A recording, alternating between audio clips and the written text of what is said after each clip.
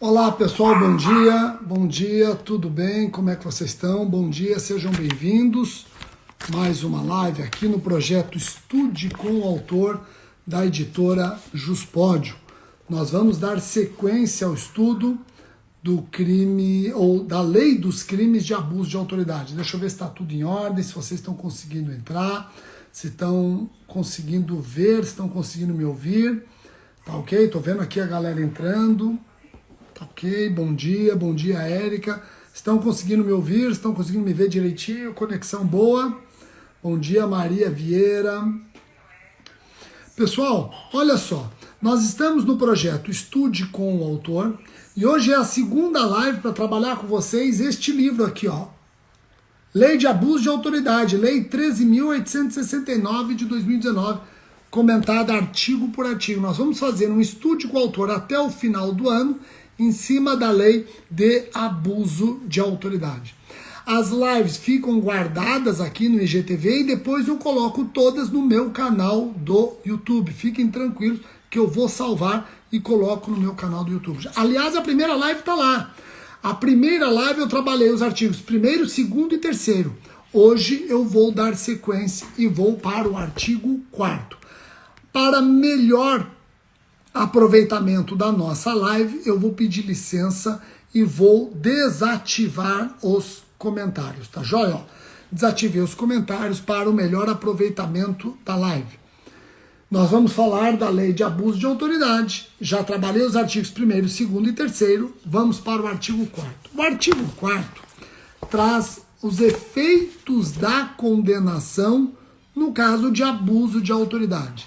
Se alguém é condenado por crime de abuso de autoridade, quais as consequências, quais os efeitos dessa condenação?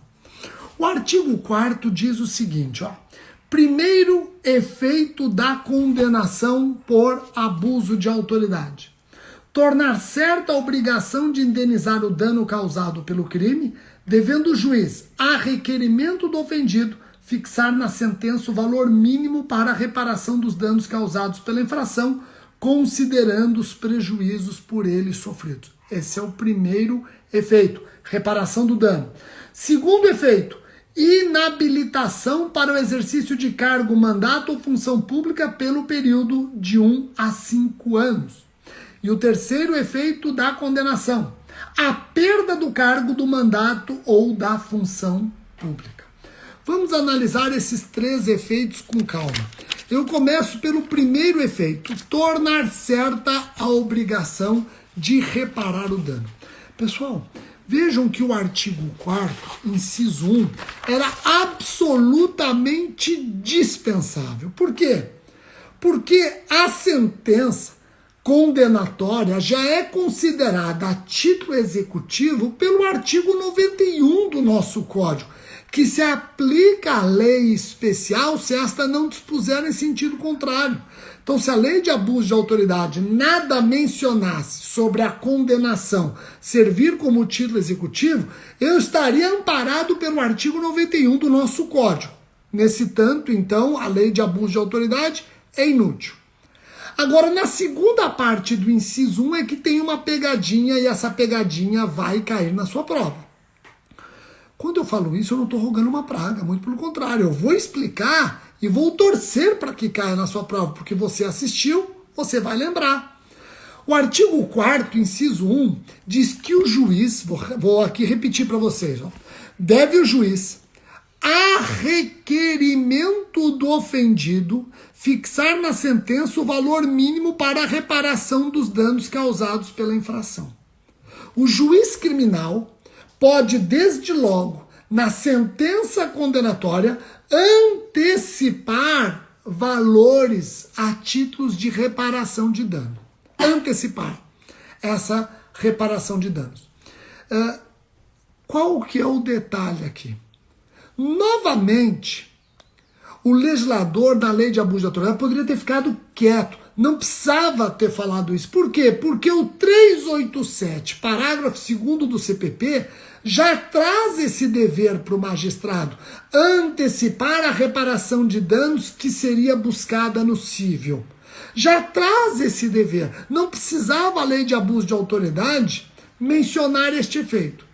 Agora, lei de abuso de autoridade, além de mencionar esse efeito, foi além do artigo 387, parágrafo 2º do CPP. Por quê? Porque, diferentemente do 387, parágrafo 2º do CPP, na lei de abuso de autoridade, o juiz só pode antecipar reparação de danos a requerimento do ofendido. O 387, parágrafo 2º do CPP, não exige requerimento do ofendido. Basta o Ministério Público, na denúncia, fazer esse pedido, permitindo o contraditório e a ampla defesa sobre o quanto.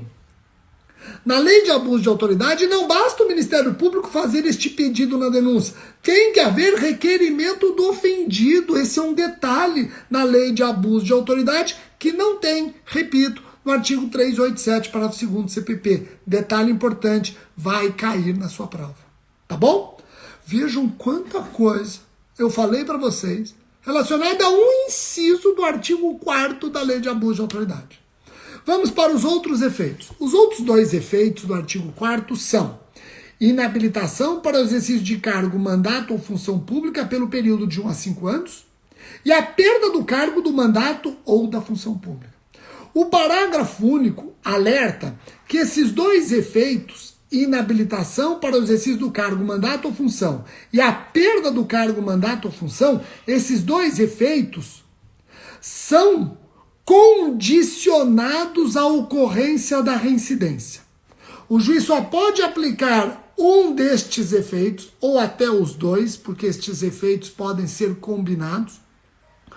O juiz, ele pode aplicar os efeitos dos incisos 2 e 3 somente se o agente for considerado reincidente. E olha, não basta ser reincidente.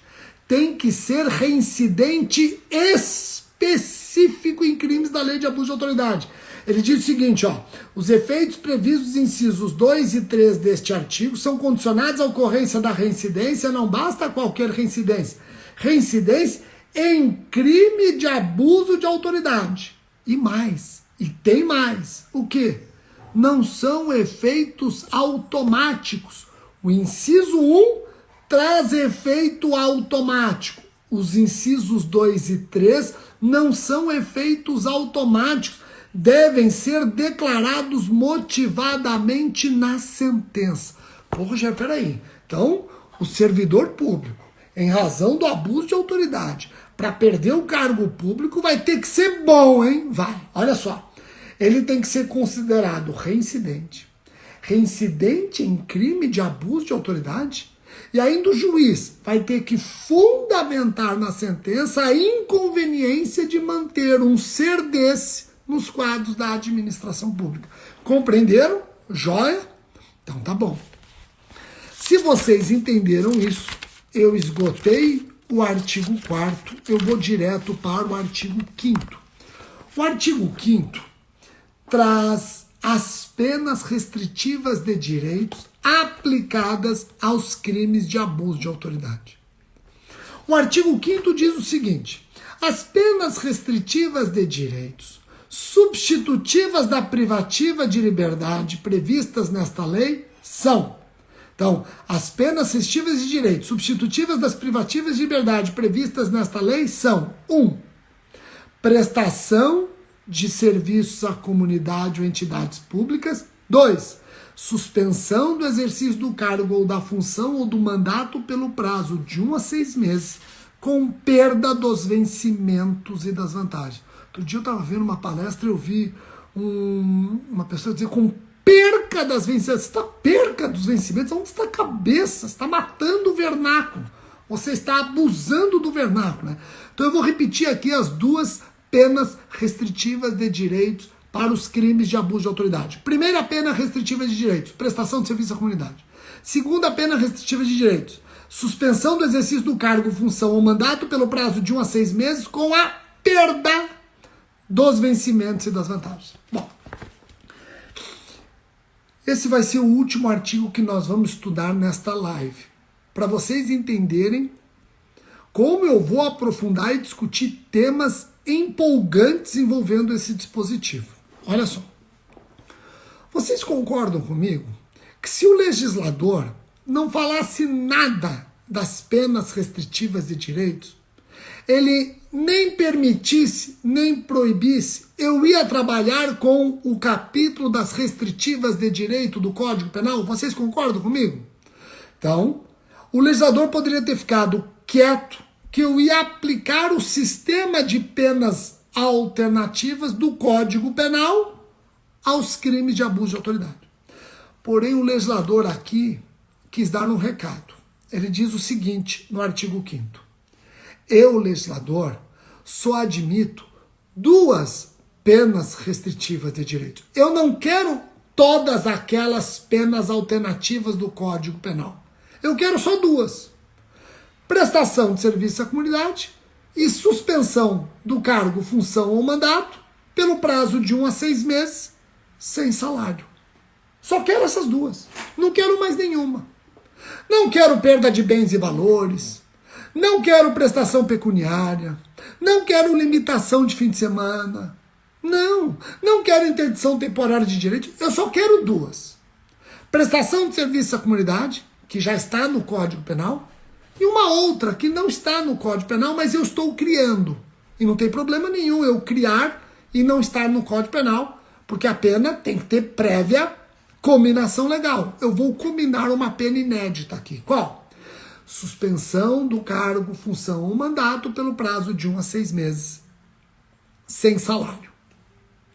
Pô, Rogério, entendi. Então eu não posso trabalhar aquelas restritivas de direito do Código Penal na lei de abuso de autoridade. Eu tenho que trabalhar somente essas 2. Perfeito. Agora, o legislador aqui na lei de abuso de autoridade não falou mais nada. Então, os requisitos, o procedimento de substituição, ou para substituição, eu continuo observando do Código Penal. Pronto, aí sem dúvida alguma. Ele falou quais são as únicas 2 restritivas que ele quer. Não falou mais nada.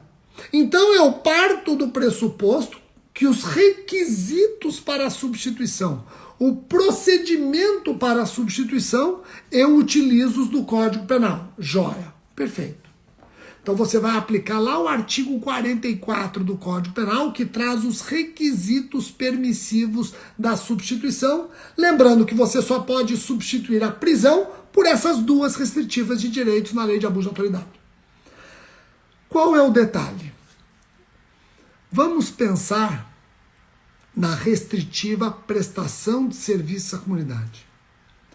A pena restritiva prestação de serviço à comunidade, no Código Penal, artigo 46, só pode substituir prisão superior a 6 meses.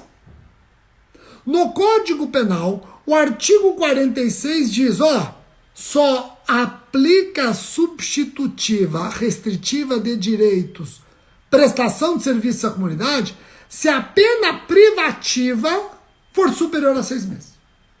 Tá ok?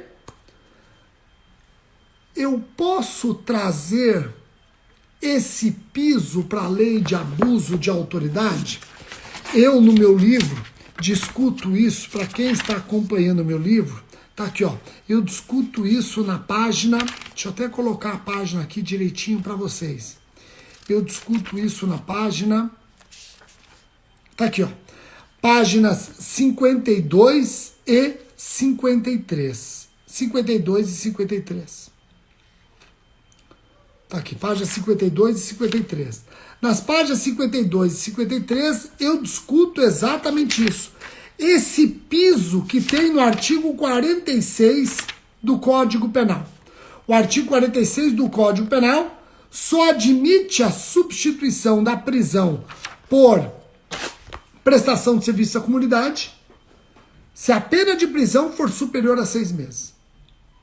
Eu posso trazer esse piso para a lei de abuso de autoridade? Rogério, eu acho que pode. Bom, então vamos pensar com a cabeça de quem acha que pode. Se eu trouxer esse piso para a lei de abuso de autoridade, olha o que vai acontecer. Vamos ter 2 condenados, 2 agentes condenados por abuso de autoridade. Um deles tem uma pena de 7 meses. O outro tem uma pena de 5 meses. Você é juiz. Se você traz o piso do 46 caput do Código Penal para cá, você vai dizer o seguinte: com relação ao primeiro, em que a prisão é de 7 meses, eu vou poder substituí-la pela prestação de serviço à comunidade. Então tá bom, ó. Esse que foi condenado a 7 meses, eu vou substituir a prisão por prestação de serviço à comunidade. Você vai continuar trabalhando no seu cargo, vai continuar recebendo o seu salário, mas você vai ter que prestar serviço à comunidade nos horários que você não está prestando serviço para a administração pública. Tá joia? Tá bom? Tá. Então eu já resolvi o seu problema, vamos para o outro. O outro foi condenado a 5 meses. O crime dele é menos grave ou a participação dele foi menos relevante. Ele foi condenado a 5 meses. Olha, a sua prisão é inferior a 6 meses. Eu não posso substituir por prestação de serviço à comunidade. Então, para você, só resta suspensão do cargo por 1 a 6 meses sem salário. Ele vai falar o seguinte: peraí, essa restritiva é pior, porque eu não vou poder trabalhar e ainda vou ficar sem salário. O meu comparsa aqui, ele vai continuar trabalhando, vai continuar recebendo salário e vai prestar serviço à comunidade. Eu, que tive uma pena menor, 5 meses, não vou poder trabalhar, não vou poder receber salário durante 1 a 6 meses. Então sabe o que eu vou fazer? Eu vou recorrer para aumentar minha pena. Eu vou confessar aqui mais um crime, alguma porra qualquer, para aumentar minha pena. Puta absurdo. Você está punindo o mais com menos e o menos com mais. Se você entendeu esse raciocínio, você vai concordar com a conclusão que eu extraí nas páginas 53 e 54. Qual foi a conclusão que eu extraí? Na lei de abuso de autoridade, eu não aplico aquele piso do artigo 46 caput do Código Penal. Não aplico, porque aplicar este piso pode redundar numa falta de proporcionalidade e razoabilidade, como nesse caso que eu expliquei.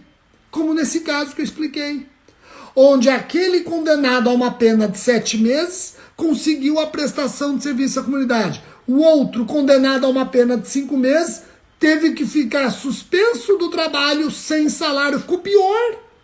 Então ele vai recorrer para aumentar a pena. É melhor aumentar a minha pena e eu continuar trabalhando e recebendo um salário. Por isso que eu defendo a tese que aqui na lei de abuso de autoridade nós não aplicamos o mínimo. Eu gostaria que vocês, logo depois da live, eu sempre coloco o meu livro nas minhas redes sociais com o código, porque ele fica com preço especial do meio-dia até as 2 da tarde. Eu gostaria que vocês comentassem nesse post se vocês entenderam esse meu raciocínio. Não é fácil. Muitos escreveram esse assunto passando batido por esse tema. E esse tema é importante. Então eu gostaria de saber de vocês, sinceramente, se vocês entenderam ou não. Podem criticar, viu? Eu não entendi, não sei o quê. Não tem problema, pode criticar, até porque eu colho das críticas muitos substratos importantes para melhorar a exposição do assunto. Tá joia? Esse assunto vai cair. Agora, é muito importante você lembrar que essas 2 restritivas de direitos do artigo 5º, elas podem ser aplicadas sozinhas ou cumulativamente. O juiz pode substituir a prisão por prestação de serviço à comunidade ou por suspensão do cargo, função pública ou mandato sem salário, ou pelas 2. A prisão pode ser substituída pelas 2 cumulativamente. O juiz deve observar as circunstâncias do caso concreto, deve trabalhar com o princípio da suficiência. Pessoal, a partir da próxima live, eu já vou entrar nos artigos 9º e seguintes. Eu vou pular os artigos 6º, 7º e 8º. Por que eu vou pular? Porque esses dispositivos, artigos 6º, 7º e oitavo, eles estão trabalhando os reflexos, vou até ler para vocês como está na lei de abuso de autoridade. Eles estão trabalhando os reflexos da esfera penal na esfera civil e vice-versa. Inclusive, ele trata das sanções de natureza civil e administrativa. Eu comento no meu livro esse capítulo, mas eu vou direto para o artigo 9º na próxima live. Segunda-feira que vem nós começamos os crimes de abuso de autoridade, os crimes em espécie. E o artigo 9º é interessantíssimo, porque ele traz decretar medida de privação da liberdade em manifesta desconformidade com as hipóteses legais. Poxa, nós estamos em eleições, em período de eleições municipais, e muitas prisões são proibidas por conta do 236 do Código Eleitoral. Mas alguns juízes estão entendendo que o 236 do Código Eleitoral é inconstitucional e estão decretando prisão preventiva mesmo no período eleitoral. Esses juízes estão cometendo abuso de autoridade, estão cometendo o crime do artigo 9º da Lei de Abuso de Autoridade. Isso eu vou estudar com vocês na próxima segunda-feira. Eu vou ativar os comentários aqui e queria colher desses comentários se eu fui claro na exposição. Eu sei que muitos que estão aqui ainda não tiveram contato com essa lei, pelo menos não tiveram um contato mais profundo com essa lei. Gostaria de saber se eu estou sendo claro na exposição. Deixa eu ver aqui o que o pessoal está dizendo. Ao que tudo indica, estou entendendo. Deixa eu ver. Acho que sim, pelo menos aqui, ó, o retorno. Eu vou chamar, deixa eu ver se ele está aqui, o Alexandre Zamboni. Deixa eu ver se o Alexandre Zamboni está presente. Deixa eu ver aqui. Se o Alexandre Zamboni está presente. Eu tinha combinado com ele. Será que ele pisou na bola comigo? Não. Cadê o Alexandre Zamboni? Ixi, será que ele não está aqui? Zamboni? Deixa eu ver. Zamboni, você está aqui? Eu combinei com o Zamboni, bater um papo com ele. Deixa eu ver se eu acho o Zamboni aqui. E agora? Alexandre Zamboni. Achei! Vamos ver se ele atende. Pô, vai ser um bate-papo legal. Se ele atender, vai ser um bate-papo legal. Deixa eu ver. Grande Zamboni, atendeu, cara. Como é que você Jamais pisaria na bola com você. Tô nem doido. Tudo bom? Pessoal, para quem não conhece, tenho certeza que todos conhecem, Alexandre Zamboni, advogado, professor, meu colega de magistério, tem uma didática impressionante. As redes sociais do Alexandre Zamboni, inclusive, trazem em cima do lance esclarecimentos muito legais a respeito do direito criminal, penal, processo penal, lei de execuções penais, inclusive com umas pessoas famosas aí indicando você, viu, Zamboni? Outro dia eu vi uma Instagram famosa aí dizendo, sigam o meu... Eu falei, pô, eu já sigo, né? Muito legal. Zamboni, você viu como eu terminei essa live aqui falando do artigo 9º? O artigo 9º da Lei de Abuso de Autoridade pune decretar medida de privação da liberdade em manifesta desconformidade com as hipóteses legais. Nós vamos trabalhar esse artigo 9º segunda-feira que vem. Mas eu já estou antevendo um problema, Zamboni. Qual? Alguns juízes estão julgando aquela proibição de prisão preventiva no período eleitoral, estão julgando o 236 do Código Eleitoral inconstitucional. E sabe o que eles estão fazendo? Decretando a preventiva, Zamboni. Inclusive, eu recebi várias perguntas, acho que até ontem.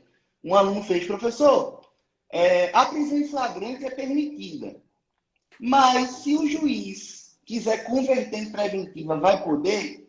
Né? Olha que legal, no meu site jurídico, então é www.meusitejuridico.com.br, tem um artigo muito bom. Tá nos meus favoritos, viu? Oi? Tá nos meus favoritos do navegador. Pô, que legal. Aliás, tá precisando... Você tem que alimentar esse site também. Pô. Manda artigos teus aí. Agora, olha que legal, Zamboni. No meu site jurídico, tem um artigo do seu Procurador-Geral de Justiça, Francisco Disseu de Barros. O Dirceuzão, para os íntimos, escreveu o quê? Escreveu exatamente sobre isso no meu site jurídico. Se vocês forem lá no meu site jurídico, no campo da busca, coloquem 236 do Código Eleitoral, coloquem audiência de custódia, crime eleitoral, vocês vão ver um artigo do Dirceu falando exatamente sobre isso. Olha que legal, bem lembrado, viu, Zamboni?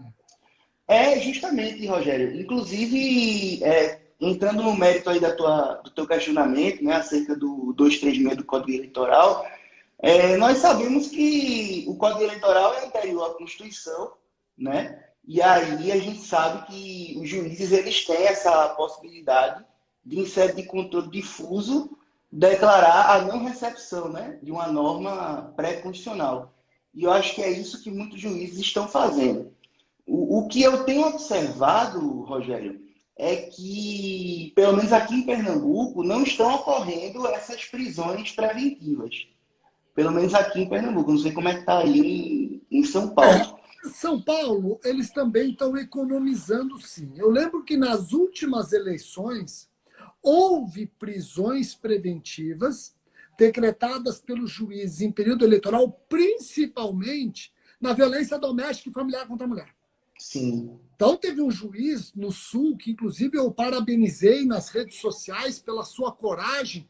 Ele falou, olha, o 236 é inconstitucional. Ou não foi recepcionado pela Constituição, como você bem lembrou, por conta da temporariedade. E ele decretou a preventiva dizendo, eu não vou dormir amanhã com feminicídio nas minhas costas. Não vou. Eu tenho certeza que se eu não prendê-lo, ele vai matar a mulher. Então, ele prendeu preventivamente. Olha que interessante.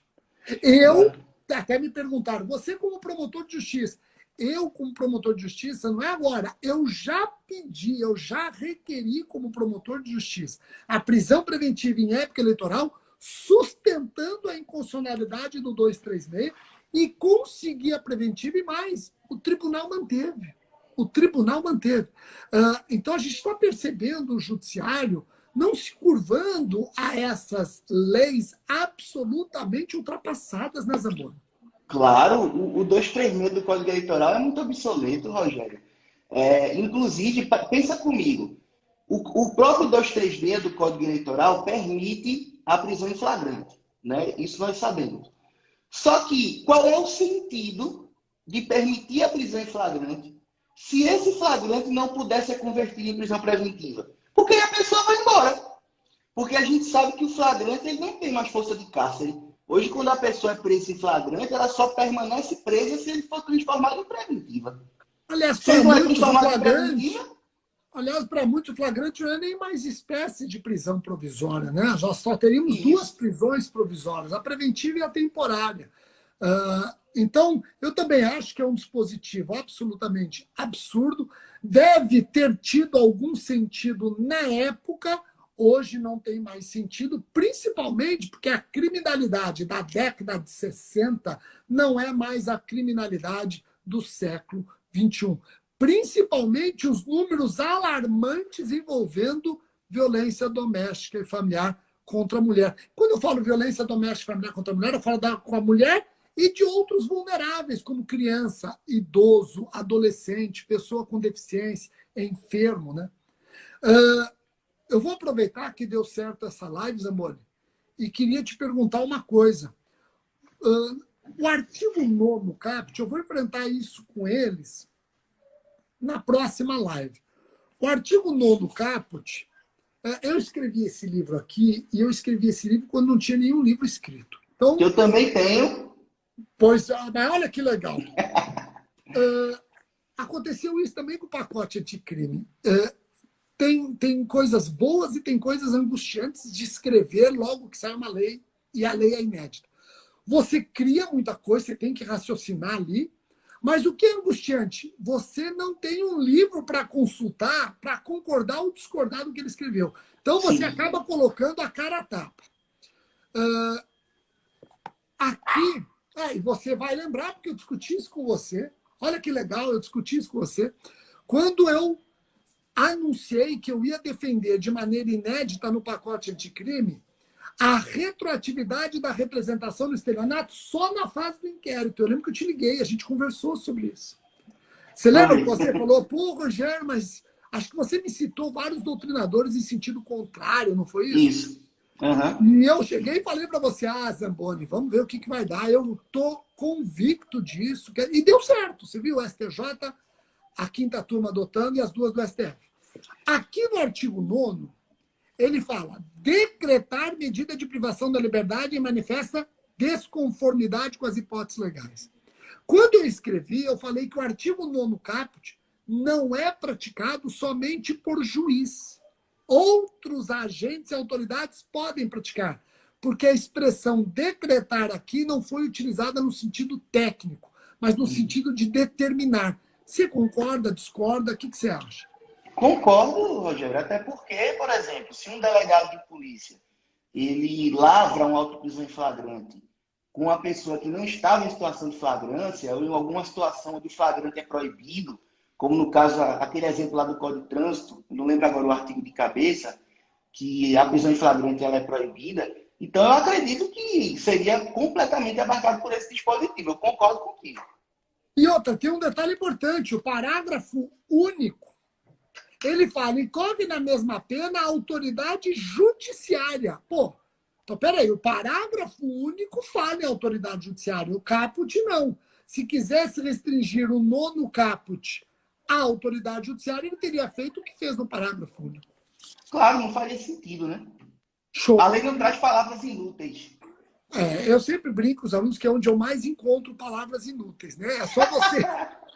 É só você ir lá no artigo 14A do CPP, ele manda citar o investigado. Você já viu isso, não? É complicado, né? Você sabia que a lei 10.409 de 2002, a lei de drogas, que ela até nasceu para substituir a 6368, mas daí o presidente Fernando Henrique vetou a parte material, ela só ficou vigorando na parte processual. Você sabia que a lei 10.409 de 2002, ela falava em mandado de citação, não mandato. Ela falava, o juiz expedirá mandado, com D de dado, mandado de citação, você acredita? É muito engraçado essas coisas. Entendeu? Então tem coisa já. Eu também aprendi na faculdade. A lei não tem palavras inúteis. Eu já acreditei nisso. Ô, Rogério, deixa eu te fazer uma pergunta. Em cima do artigo 9º. Eu estou acompanhando aqui mais ou menos o chat, então vamos lá. Vamos imaginar que um juiz. Eu só quero esclarecer que a partir deste momento eu estou me sentindo na fase oral de concurso. Não, quem dera. Você já passou por isso faz tempo, com louvor. E passaria de novo se fosse hoje em dia. Se fosse direto para a fase oral, talvez. Eu só não poderia fazer as duas primeiras fases. Vamos lá, pergunta. Vamos lá. Imaginemos que o juiz ele tem um entendimento de que o artigo 236 do Código Eleitoral ele está em desacordo com a atual Constituição e por conta desse entendimento ele vai lá e decreta uma prisão preventiva. No teu entendimento, eu acredito, né? Você vai me confirmar isso, ele não vai incorrer no crime do artigo 9º, né? Veja, eu acho que ele não incorre no artigo 9º, principalmente por conta do artigo 1º, parágrafo 2º.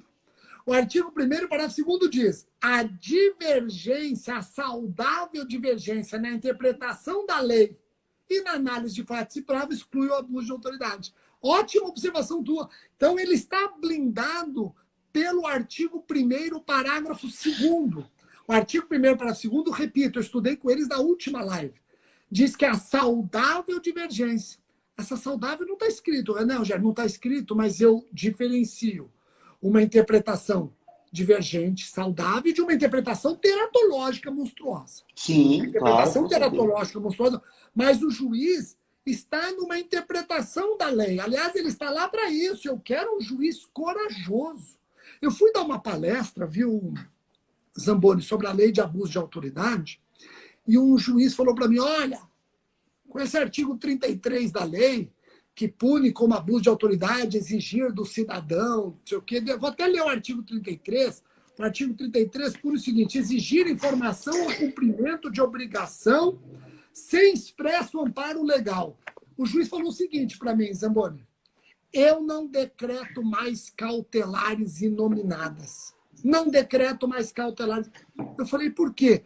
Porque se eu decretar uma cautelar inominada, eu posso responder para o abuso de autoridade. Aí eu falei para ele o seguinte: ô juiz, a sociedade precisa de um juiz diametralmente oposto a você.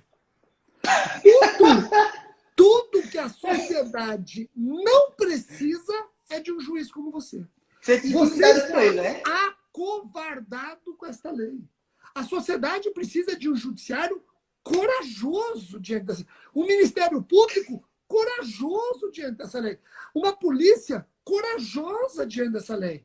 Falei, você agora está dizendo para os seus comarcandos que na sua comarca não tem mais medida cautelar inominada porque você está com medo desta merda desta lei. É isso? Então você... Rogério, inclusive, tu lembra a maior repercussão que houve dos juízes, dos membros do Ministério Público, quando a lei ainda estava em vacatio legis?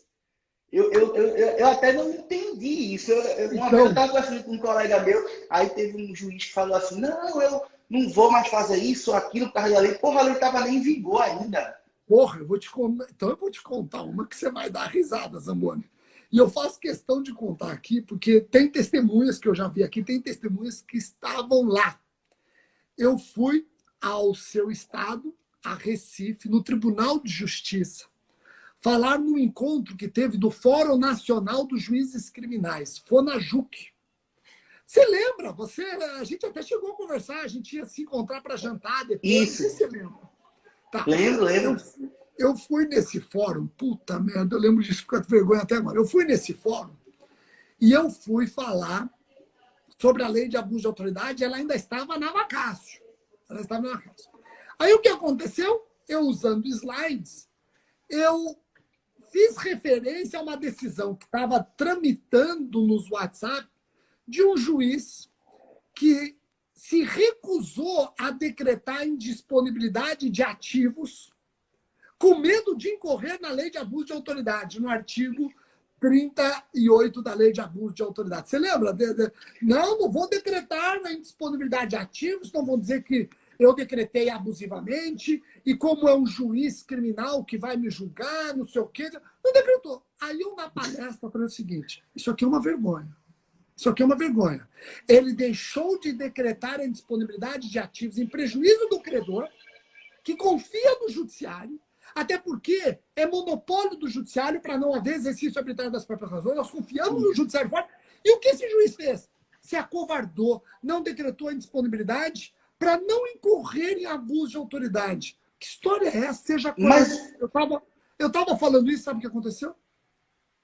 O quê? Levantou a mão, a juíza falou: sou eu a juíza que fiz essa sentença.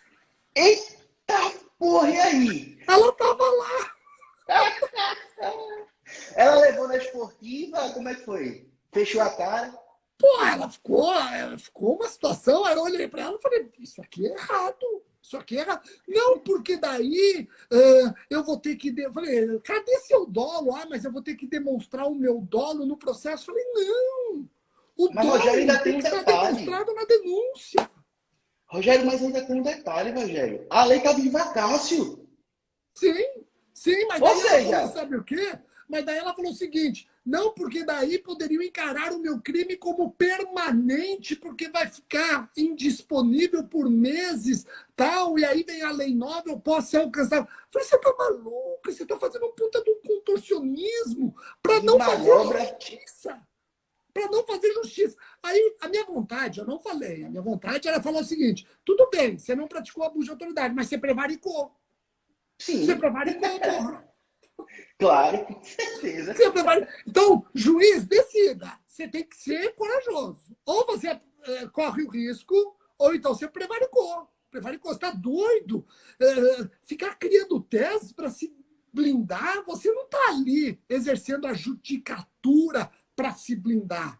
Você está exercendo a judicatura para promover justiça. Mesma coisa o Ministério Público. Imagina um promotor de justiça acovardado pela lei de abuso de autoridade, acabou. acabou, não vai ter mais processo, não vai ter mais denúncia, não vai ter... Você está doido? Vamos continuar agindo como sempre agimos. Se houver abuso, que seja punido o abuso. E o Ministério Público de São Paulo, pioneiramente, publicou vários enunciados sobre a lei de abuso de autoridade, e um dos enunciados é: se alguém representar abusivamente um promotor de justiça por abuso de autoridade, vai responder por denunciação caluniosa e também será responsabilizado civilmente. Nós estamos aqui sujeitos à lei de abuso de autoridade, e quem abusar tem que se ferrar mesmo. Olha o exemplo daquele desembargador em Santos. Foi ridículo aquilo. Foi ridículo e tem que ser punido de maneira exemplar, inclusive para que seja um exemplo para todos. Agora, isso não pode significar que eu tenha medo dessa lei. Só faltava essa. Não, eu concordo, Rogério, concordo. Assim, o medo dos operadores, de alguns, né, foi tão grande a ponto de realmente eles estarem com medo de uma lei que não estava nem em vigor ainda. Né? Na época eu fiquei assustado com isso. Não, entraram com ações diretas de constitucionalidade, habeas corpus, corpus Christi, entraram com tudo. Como é dessa lei aqui? Não. E outra, Zamboni, você que estuda bastante, você está com alguma esperança do Supremo declarar inconstitucional a lei de abuso de autoridade? Zero. Zero! E vou te dizer mais. Eu nem penso sobre isso. Nem alguns dispositivos, nem dispositivos dessa lei serão declarados inconstitucional. Sabe por quê? Não é tradição do Supremo declarar inconstitucionalidade de dispositivos penais. Você já parou para pensar nisso? Não tem. Aliás, tem um caso de uma contravenção penal, que era possuir gasoil, uma contravenção penal de merda, sei lá, contravenção. Foi a única que declarou inconstitucional. O resto, o Supremo, ele não mete muito bedelho em norma penal, não, viu? Ele não mete. Porque senão ele acaba passando para a população uma imagem de recrudescimento, né? Uma imagem de recrudescimento ao combate à criminalidade. E assim, a gente sabe que o Supremo é um tribunal, né? Mas somos ingênuos em achar, quem achar isso, claro, que o Supremo tem julgamentos meramente jurídicos, né? As repercussões sociais de seus julgamentos são levadas muito em consideração pelos próprios ministros, né? Pelo menos uma parte deles. Perfeito. Você viu o caso lá do André do Rap? O que você achou do caso do André do Rap? Você concordou com o Marco Aurélio ou com o Fux? Cara, olha, você sabe que eu fiz uma live sobre isso com o Pedro Lenza. E eu acho que o problema é muito mais embaixo. Porque o Supremo ele tem que voltar a julgar causas supremas. O Supremo tem que parar de ficar julgando habeas corpus do caso A. O Supremo ele tem que ser Supremo, julgar causas supremas, grandes causas. O Supremo tem que parar de ser a quarta instância. Tem que parar no STJ. O STJ tem que ser a nossa instância rescisória. Inclusive, em regra, tem que parar nos tribunais.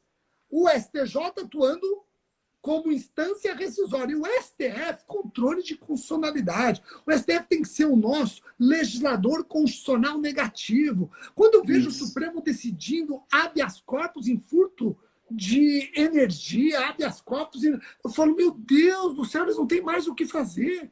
Quando você compara, só respondendo, todas as minhas lives ficam salvas, depois vão para o meu canal do YouTube, onde nós temos duas lives numa só, a primeira abuso de autoridade, depois esse bate-papo gostoso do Zamboni, vai estar tudo lá. Mas quando você compara a nossa Suprema Corte com a Suprema Corte americana, lá eles julgam 88, 90 processos por ano. Nossa Senhora! E aí vem aqueles julgamentos emblemáticos que viram teses. Não, o nosso Supremo, quando vira notícia, é porque tem ministro batendo boca com o outro. Não é verdade? Concordo. Claro. Então, bom, eu vou ter que gravar essa live, Zamboni, então eu tenho que tomar cuidado com o tempo. O que eu ia te falar é uma coisa. Vamos combinar uma live para a gente discutir um assunto específico. Estou vendo aqui que o pessoal aplaudiu muito a sua presença, como não poderia deixar de ser. Vamos pensar num tema diferente aí, porque essa pandemia trouxe uma pandemia de lives. Outro dia eu li uma que eu adorei, né? Tá vindo a segunda onda da pandemia. Porra, vamos continuar as lives. Então, Vamos pensar num tema legal e vamos bater um papo. Ah, Rogério, estou à sua disposição. Admiro você demais, não é de hoje, você sabe disso. E o que você quiser fazer aí, vamos junto, vamos nessa. Inclusive, Zamboni, fala para eles a tua rede social. Alguns já perguntaram aqui. Se você puder falar a rede social para eles. Ah, claro, vou falar o meu Instagram, né?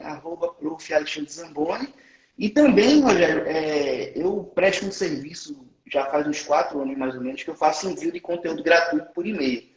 Então, se você deixar, eu vou deixar. Se você permitir, eu vou dar um número aqui do WhatsApp para eles mandarem a mensagem se quiser receber. Pode falar. O número é DDD 81 99173 4468. DDD 81 99173 4468. Você manda uma mensagem do WhatsApp para esse número, vai receber uma mensagem de volta com as orientações para você receber por e-mail muito conteúdo aí de direito criminal. Legal, eu vou mandar o meu já, então. Vamos, Zamboni. você não suga de mim, agora eu sugo de você. Porra, cara, estou à disposição. Muito obrigado novamente. Cara, vamos conversando. Abraço grande, galera. Valeu, Rogério. Um abraço.